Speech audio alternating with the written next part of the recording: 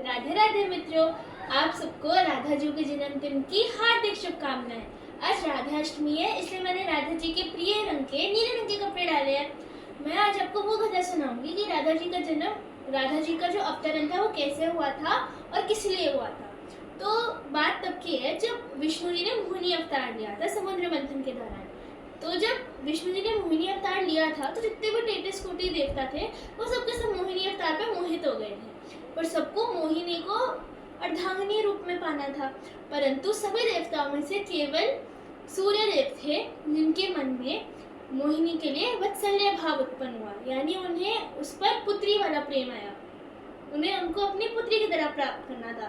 तो जब मोहिनी को ये पता चला तो उन्होंने वृषभानु को बोला कि अगर आप मेरे तप करोगे तो मैं आपके घर पे पुत्री बन के जरूर आऊँगा।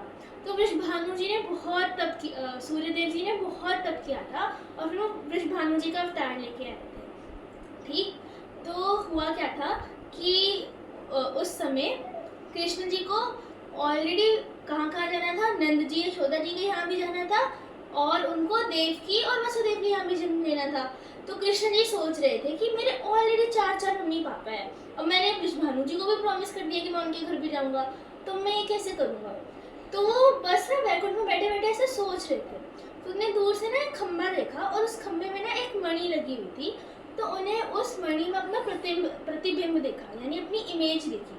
ठीक है, तो उन्होंने क्या किया, वो उस प्रतिबिंब के पास गए और उन्होंने उस प्रतिबिंब को स्थिर कर दिया, उसको रोक दिया। ठीक है, और फिर वो लक्ष्मी जी की श्रृंगार पेटी ले आए और उस प्रतिबिंब का ही श्रृंगार कर दिया। और जैसे उस प्रतिबिंब का श्रृंगार खत्म किया, उस प्रतिबिंब से दिव्य तेज उत्पन्न किया और उस प्रतिबिंब में कौन बन गया, हमारी किशोरी जी बन गई। तो हमारी किशोरी जी का जो अवतार हुआ है वो स्वयं कृष्ण जी के प्रतिबिंब से ही हुआ है, इसलिए कृष्ण और राधा एक ही है। राधे राधे।